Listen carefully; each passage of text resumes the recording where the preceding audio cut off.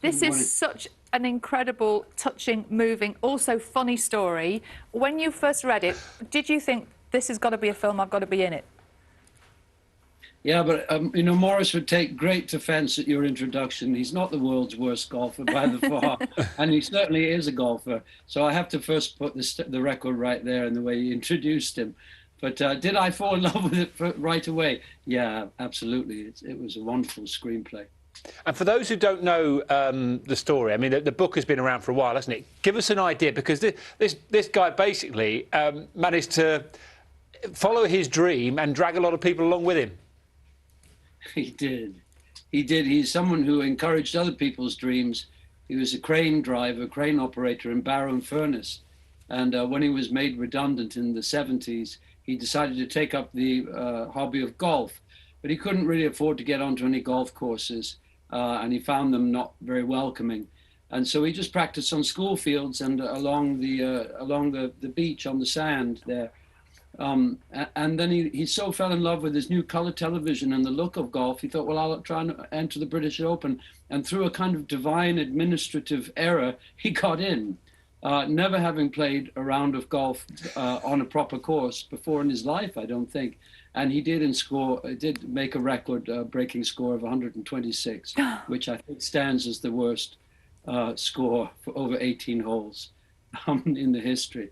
But then they were particularly revengeful and tried to ban him from playing golf on any course, which was a cruel thing to do. And the way he gets around that is very delightful. And Mark, how did you relate to him? Because when you talk about him, he sounds like just an optimist and a dreamer, doesn't he? Sounds fantastic.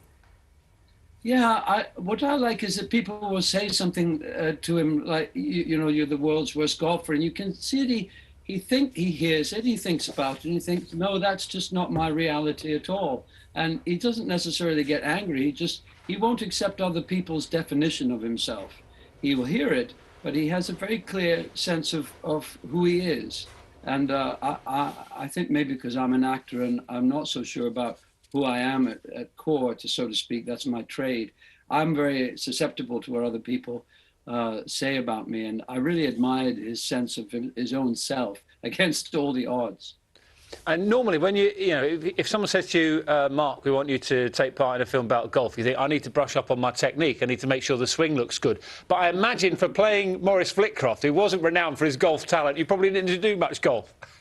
No, I could relax about that, yeah. That's right. No, that's right. I haven't played golf since I was 14 or 15, and mostly, you know, on the village playing fields like Morris. So hopefully I'll get away with it. Now, I believe you, as part of your research, you went to meet Morris's family. How did that go? Oh, wonderful. That's one of the nicest parts of my job is you meet people you just would never meet. Even if I'd gone to Barrow-in-Furness for a holiday, I wouldn't have been invited into people's homes and get to talk about their lives and their experiences. And people's lives are so fascinating. And I just love going there. It's such a very, very unique place, really proud of its identity, a little bit like Liverpool up the coast. And to visit with James, Morris's surviving son, one of the two twins who were such great dancers, and walk the streets and go up to the fields overlooking the ocean where Morris would practice on his own day after day. And after I'd lost about 6 balls in the long grass, I realized the motivation to get better. So, Mark, do stay with us, because we have to do this slightly awkward thing on BBC Breakfast every now and again. When at 8:59, we have to say the time, and then the news channel go off and do their own thing, and we continue on BBC One. So we will continue to talk to you, but I've just got to say, officially, it's 8:59. Well done. Beautifully done. The news channel will disappear. Yeah. And we can continue chatting to Sir Mark Rylance on BBC One. Because one of the other things that, about this film, is it Simon Farnaby who wrote the Paddington films? He was on this. So you know that there's a great understanding of comedy and how to write it. That must have helped as well. Oh, yeah, yeah. And Simon's also in The Detectorists, which my great friend Mackenzie Crook wrote and directed.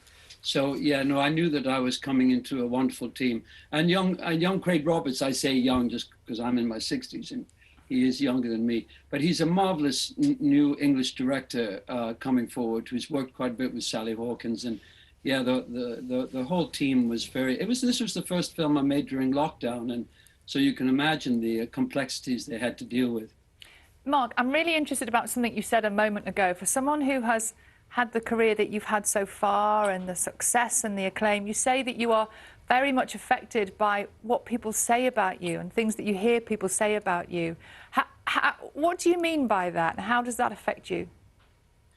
Well, I mean, I think we probably all are. Well, no, Morris wasn't. I do know people who are not so affected by what other people think of them, but as an actor, of course, you know, you probably enter it because you've got a flexible sense of identity. You know, you can imagine yourself as a young person, like David Beckham kicking a ball against the wall. A lot of actors started as young people, imagining themselves as someone different than who they are.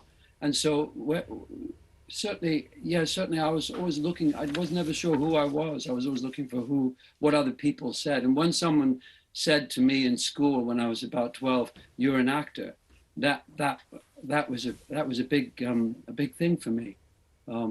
But yes, if people don't like what you do, or they do like what you do, all those things can be very distracting. You have to find your own sense of truth and value in yourself, don't you? And I think Morris, for all his difficulties, he's a hero on that basis. Do you still read reviews with that in mind, Mark, or do you just ignore them? No, I don't read reviews anymore. I stopped in my 30s. It's a separate profession, newspapers. The reviews have to be entertaining. You know, they're not really concerned about you. If I need to know, I have directors, I have actors who I greatly admire, I have audience members and friends, and people, and certainly I have teachers still who know much more about acting than critics. They shouldn't necessarily know about it. They should be representing the audience, but they're only one voice. And you know, in the theatre, you've got to go out again the next afternoon or next evening. And if they've really slagged you off, which has happened in my career, it's a little bit like sailing into the wind. You talk about the theatre there. I wanted to ask you as well about going back on the West End, because you're back in Jerusalem, is that right? Yeah, hence all my, I'm a whisker away, as Morris was saying. I'm a couple of whiskers away. Yeah, no, we've just been down in the beautiful village of Pewsey with the cast yesterday in Wiltshire, there are many inspirations for a play, but that was one of the inspirations for Jez Butterworth. And this is a revival of a play that we did in 2009. And I hope, like old actors of old, if they hit a lucky part, they revived it every few years. So I hope to play this part now and then again later when I'm 70, maybe if I'm lucky when I'm 80. But we're in rehearsals now for it at 60. Well, it's a real pleasure to talk to you this morning. So, Mark Rylance, thank you very much. We wish you all the best with the film and with Jerusalem in the West End as well. We should say The Phantom of the Opera, starring Sir Mark Rylance. No, Phantom of the Open. Oh, sorry, what did I say? The opera. Sorry. The Phantom of the Open, starring Sir Mark. What's your singing voice like, Mark?